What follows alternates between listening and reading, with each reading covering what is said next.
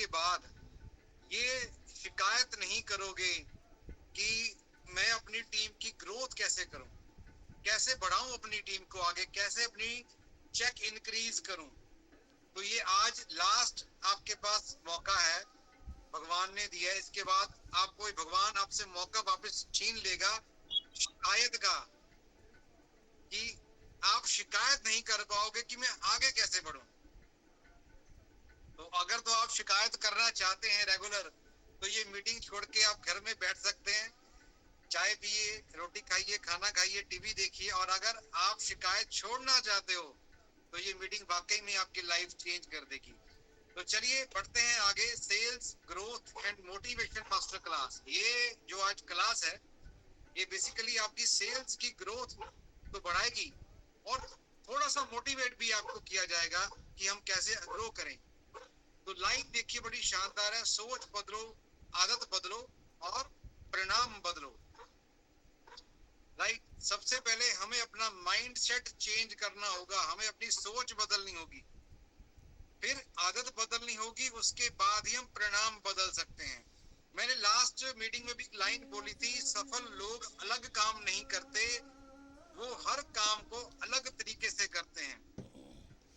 अच्छा, ये बुक है शिव खेड़ा की, जिन्होंने ये बुक लिखी है जीत आपकी, उन्होंने ये लाइन लिखी है, उनकी बुक का टाइटल है ये, कि सफल लोग अलग काम नहीं करते, वो हर काम को अलग तरीके से करते हैं। और मैं बड़ा अपने आप को खुशनसीब मानता हूं कि मेरे पास ये दो बुक्स थी, और ये दोनों बुक्स मेरी टीम के लीडर मेरे से मांग के लेके गए हैं। मैं उनका नाम नहीं लूंगा, लेकिन उनको पता है भी कौन मांग के लेके गया है। और मुझे 3-4 महीने से ज्यादा उनके पास ये किताबें पढ़ी हुई है दोनों। पता नहीं उन्होंने पढ़ी या नहीं पढ़ी, मुझे पक्का श्योर है नहीं पढ़ी होंगी। अगर पढ़ी होती तो डेफिनेटली उनकी टीम में ग्रोथ हुई होगी। तो आप दोनों लीडर्स मीटिंग में बैठे हुए हैं, वो सुन रहे हैं बड़े ध्यान से। आप अपना एक्सपीरियंस जरूर शेयर कीजिएगा इस मीटिंग के बाद। चलिए, सफल लोग ना अलग काम नहीं करते, वो हर काम को अलग तरीके से करते हैं।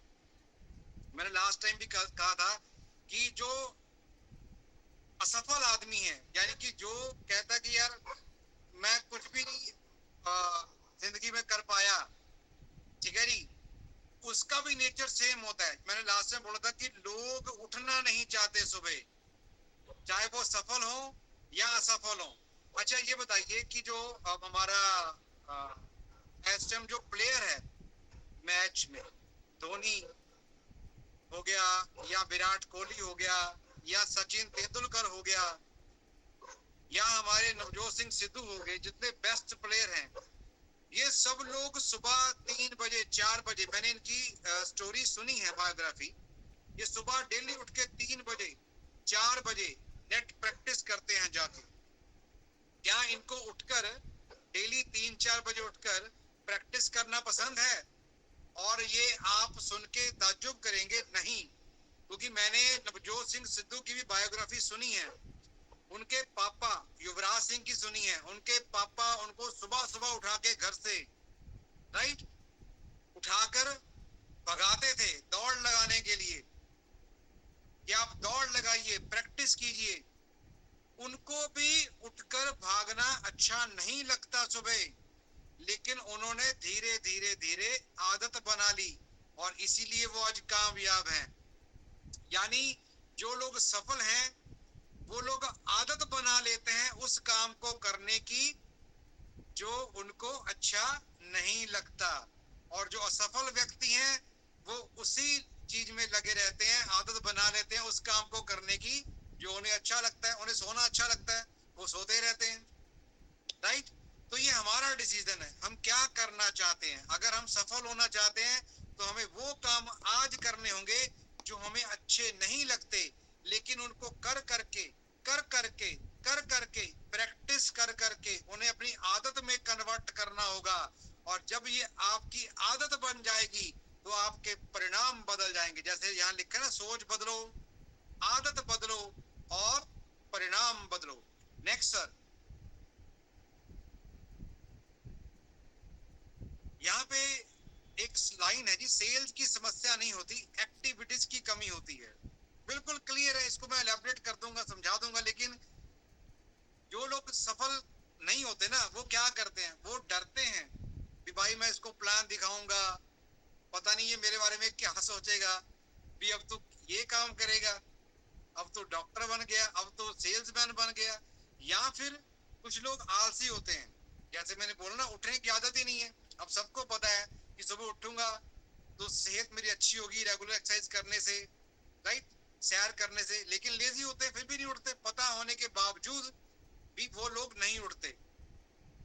या फिर टाल मटोल, जिसको बोलते हैं प्रोकास्टिनेशन, चल यार कोई बात नहीं, आज थोड़ा लेट आज सो जाते हैं, कल से उठेंगे, पहली तारीख से काम करेंगे, नए साल से शुरू करेंगे, बर्थडे से शुरू करेंगे, यानी कि टाल मटोल की आदत। और फिर होता है नेगेटिव एनवायरनमेंट, यानी कि तू नहीं कर सकता, तेरे से नहीं होगा, राइट।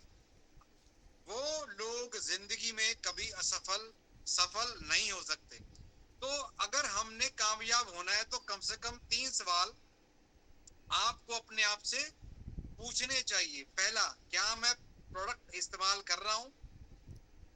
दूसरा, क्या मैं प्रोडक्ट की जानकारी, प्रोडक्ट शेयर कर रहा हूं?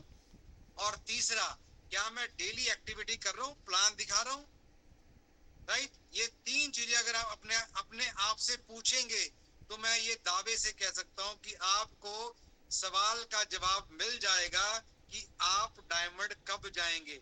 या आप अगर जिस स्टेज पे हैं, आप 2,000 कमा रहे हैं केयर फॉर यू से, आप 10,000 कमा रहे हैं और आप इससे आगे नहीं बढ़ पा रहे, तो ये 3 सवाल आपको आगे बढ़ने में जरूर हेल्प करेंगे। नेक्स्ट सर, सक्सेस माइंडसेट क्या होता है? देखिए, हारना गलत नहीं है, हार मान लेना गलत है, गिरना गलत नहीं है, लेकिन गिर के वहीं बैठे रहना वो गलत है, कि अब तो मैं गिर गया, अब मैं क्या करूं, अब यही बैठा रहता हूं, नहीं। आपके सामने 3 अलग अलग स्टोरीज हैं, स्टोरी सुनाने को बहुत लंबी है, लेकिन ये भी जीत आपकी बुक से ली गई है। जिन लोगों ने पढ़ी होगी उनको याद आ जाएगा, लगातार पेड़ काटने से बेहतर है कुल्हाड़ी की धार तेज करना। मैं शॉर्ट करूंगा, 2 तरह के पर्सन हैं, जॉब करते हैं, दोनों लकड़हारे हैं। एक बंदा पूरा दिन काम करके, पूरा दिन लकड़ी काट के शायद 2 या 3 क्विंटल लकड़ी इकट्ठी कर पाता है, और दूसरा पर्सन वो सिर्फ दिन में 5-6 घंटे काम करता है और 3-4 घंटे आराम करता है, लेकिन वो लकड़ी उससे डबल काट लेता है। तो उन्होंने, एक पहले वाले ने पूछा दूसरे से, भाई मैं तेरे से ज्यादा काम करता हूं फिर भी तू मेरे से लकड़ी ज्यादा काट लेता है आराम करने के बावजूद, ऐसा क्यों? तो दूसरे वाले ने कहा कि जब मैं आराम करता हूं तो थोड़ी देर में अपनी कुल्हाड़ी की धार भी तेज करता हूं, और जब वो कुल्हाड़ी की धार तेज करता है तब वो प्रहार जो है उसको 4-5 बार करने नहीं पड़ते, 1-2 बार के प्रहार से ही वो पेड़ है वो कट के गिर जाता है। इसका सीधा सा स्पष्टीकरण, जब आप प्लान देते हैं लगातार, ठीक है जी, तो साथ में अपनी माइंड सेट, यानी कि मीटिंग में भी आना जरूरी है। मीटिंग आपकी धार तेज करेगी। आपकी बुक्स जो मैंने बोली हैं, जीत आपकी, आपको उस दिन 4 बुक्स हमने दिखाई थी, वो बुक्स आपका दिमाग की धार तेज करेंगी। लोगों से कम्युनिकेशन स्किल जितना ज्यादा आपका अच्छा होगा, उतनी जल्दी आप उनके बैरियर को काट पाएंगे, उतनी जल्दी आप उनके दिल में जगह बना पाएंगे, उतनी सटीकता से आप अपना प्लान प्रेजेंट कर पाएंगे। तो यानी कि सेल्स बढ़ानी है तो स्किल को शार्प करना होगा, बिना स्किल के आप सेल भी नहीं कर पाओगे। दूसरी है, बार बार गिर कर भी दीवार पर चढ़ना, ये चींटी से हम सीखते हैं जी। चींटियां, वो भी एक स्टोरी हमने छोटे बचपन में पढ़ी थी, वो जो क्या बात है, जो राजा होता है, आई थिंक वो पोरस था, जब वो जेल में था तो वो देख रहा था कि चींटियां बार बार गिर रही थी, लेकिन वो प्रयास लगातार कर रही थी। तो उसने सोचा कि यार अगर ये बार बार गिर के प्रयास करके जीत सकती हैं, अपने मुकाम पर पहुंच सकती हैं, तो मैं क्यों नहीं। तो उसने भी पोरस था आई थिंक, जहां तक मुझे याद है, बाकी श्याम सर बैठे हैं, ये बाद में बताएंगे इस चीज के बारे में। आ, तो उसने उससे सीख के वो जंग जीती थी। तो लगातार प्रयास ही सफलता की कुंजी है। गिरना गलत नहीं है, लेकिन वहीं बैठे रहना, गिर के हार मान लेना, वो गलत है। और तीसरा है केएफसी की एग्जांपल। 65 साल की उम्र में इतना बड़ा अंपायर खड़ा करना, ये कोई छोटी मोटी बात नहीं है। अब्राहम लिंकन की बात भी आप इसे समझ सकते हैं। अब्राहम लिंकन भी तकरीबन इसी एज में थे, 60-65 साल की एज में। कितनी बार वो भी हारे हैं जिंदगी में, लेकिन वो अमेरिका के राष्ट्रपति बने थे। इसी तरह केएफसी जो है, ये आज की डेट में इतना बड़ा अंपायर जो बना, ये 65 साल की उम्र में शुरू हुआ था। ठीक है जी। तो आपके पास आज अपॉर्चुनिटी है। आप जिस एज में हैं, उसी एज में, जिस सिचुएशन में हैं, उसी सिचुएशन में, जहां से हैं, जिस धरती से हैं, जिस देश से हैं, जिस समाज से हैं, जिस घर से हैं, वहीं से इस बिजनेस को शुरू कर सकते हैं। ये मौका है आपके लिए। और नो का मतलब हमेशा होता है नेक्स्ट अपॉर्चुनिटी। नो का मतलब खत्म नहीं होता, नेक्स्ट अपॉर्चुनिटी होता है। Next please. सेल्स का असली फॉर्मूला क्या है? अच्छा, अगर हम एक्टिविटी नहीं करेंगे, अगर हम डेली प्लान नहीं करेंगे, अगर हम लोगों को बताएंगे नहीं, तो क्या हम कामयाब हो पाएंगे? इसका सीधा स्पष्ट आंसर है बिल्कुल भी नहीं। और अगर आप प्लान दे रहे हो, प्रोडक्ट दे रहे हो, लेकिन आपका एटीट्यूड ही पॉजिटिव नहीं है, ले ले यार, मैं भी बड़ी मुश्किल से यहाँ पहुंचा हूँ, सेल होती नहीं है, तू ही एक मेरा कस्टमर है, पूरे दिन में कुछ बिका नहीं है, तू ही ले ले, एक डेंटा ही ले ले भाई, एक ई केयर ले ले। अगर ऐसा करोगे, एटीट्यूड अगर ऐसा होगा, तो क्या हम कामयाब हो पाएंगे? नहीं।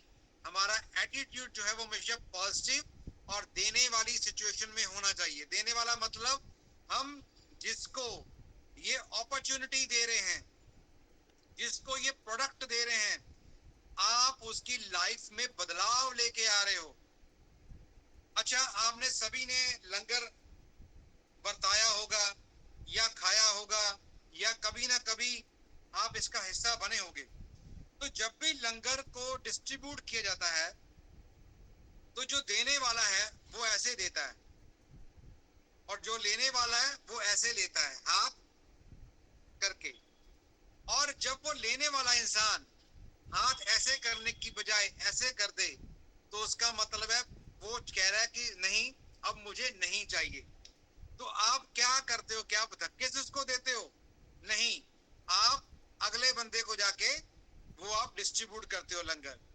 राइट। तो देने वाला, यहाँ पे आप दे रहे हो किसी को, क्या दे रहे हो? अच्छी सेहत, अच्छी इनकम। तो अगर देने वाला नजरिया होगा आपको, तो आपको बुरा नहीं लगेगा अगर कोई बंदा कहेगा नहीं सर मुझे भूख नहीं है, तो आपने कहा ठीक है सर धन्यवाद, मैं अगले को देता हूं, नेक्स्ट है मेरे पास। तो ये एटीट्यूड रखिए। अगर एक्टिविटी और ये एटीट्यूड मिक्स हो जाएगा, तो तीसरा है हमारे पास स्किल। अब हम स्किल हमारे पास होनी चाहिए, हमारे प्रोडक्ट की जानकारी, हमारे प्लान की जानकारी। अगर हम बिना जानकारी, आधी अधूरी जानकारी के साथ आगे बढ़ेंगे, तब भी हम कामयाब नहीं हो सकते। तो सबसे पहले रेगुलर एक्टिविटी, दूसरा हमारा पॉजिटिव एटीट्यूड, और तीसरा हमारी धार तेज होनी चाहिए, हमारी स्किल इंप्रूव होनी चाहिए। हमें अपने प्लान का एक एक पॉइंट हमें पता होना चाहिए, तब जाके हमारी सेल की ग्रोथ, आप देखो हरे रंग में सेल, तब जाके सेल ग्रोथ होगी। और यदि इनमें से एक भी जीरो है, तो रिजल्ट भी जीरो होगा। ये बिल्कुल क्लियर कट है। आगे चलते हैं sir. The care for you success pathway. मैं गुजारिश करूंगा इस स्लाइड को जरूर दिमाग में रखिए। सबसे पहला काम नए पर्सन ने क्या करना है, वो पहले खुद प्रोडक्ट इस्तेमाल करेगा। ये एक नया पर्सन जो कंपनी से जुड़ा है आज, सबसे पहले वो खुद अपना प्रोडक्ट इस्तेमाल करेगा। दूसरा पॉइंट, जब उसे अपने आप पर रिजल्ट महसूस हुए, क्योंकि पहले खुद इस्तेमाल किया, उसको परिणाम आए, उसको लगा यार वाकई में रिजल्ट अच्छे हैं, तो तीसरा काम है वो अपने टेस्टिमोनियल, अपनी स्टोरी शेयर करेगा, राइट। और चौथा, जब वो अपनी स्टोरी शेयर करता है तो उसके ग्राहक बनेंगे। सबसे पहले वो अपने ग्राहक बनाएगा, ठीक है जी, समझिएगा। उसने प्रोडक्ट इस्तेमाल किया, अपने ऊपर रिजल्ट लिया, उसने अपनी स्टोरी सुनाई अपने फ्रेंड को, और अपने फ्रेंड को अपना कस्टमर बनाया। और जब उसका कस्टमर जो था, उसने प्रोडक्ट को यूज किया, उसने उसके बेनिफिट लिए, तब हम उसको इस बिजनेस में लेके आएंगे, यानी कि अपना टीम मेंबर बनाएंगे। उसको बताएंगे बिजनेस अपॉर्चुनिटी कि तुझे प्रोडक्ट अच्छा लगा और अब मैं तुझे ये अपॉर्चुनिटी देता हूं। और जब वो इसको ज्वाइन कर लेगा, तब हम उसे कन्वर्ट करेंगे लीडर की तरफ। हम करते क्या हैं, हम सिर्फ सेल्स, अपनी सेल्स करते हैं, अपने कस्टमर बना रहे हैं, लेकिन कस्टमर को हम टीम मेंबर बना नहीं पा रहे। और टीम मेंबर अगर बना दिया किसी ने गलती से, तो उसको लीडर में कन्वर्ट करने में बहुत दिक्कत आ रही है उसको। पता नहीं, मुझे नहीं पता ये क्यों हो रहा है, ये चैलेंज कहाँ पे है, ये लैग कहाँ पे है। आप इसका सवाल या तो अपने आप से पूछिए, और अगर नहीं समझ लग रहा, अपनी अपलाइन से या मैनेजमेंट से पूछिए। ठीक है, हमारा अल्टीमेट गोल क्या है?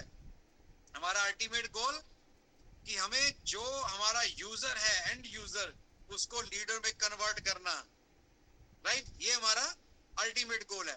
Next sir, the three three three golden rule. अब करना क्या है? आप अगर एक दिन में, ये डायरी पे लिख लीजिए, मुझे करना क्या हर रोज, कम से कम आपने 3 नए लोग अपनी लिस्ट में ऐड करने हैं आपने। कम से कम बोल रहा हूँ, ये 33% वाला काम है। आप 10 करो, 20 करो, ये नहीं है कि मैंने 3 लिख दिए तो आप 3 ही करोगे, उसके बाद नहीं करोगे। ये मिनिमम है मेरे लिए।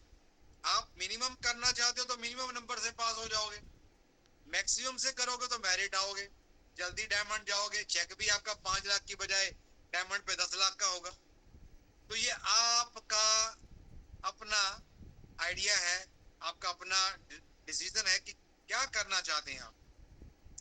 कम से कम 3 लोगों को हमने अपनी लिस्ट में ऐड करना है।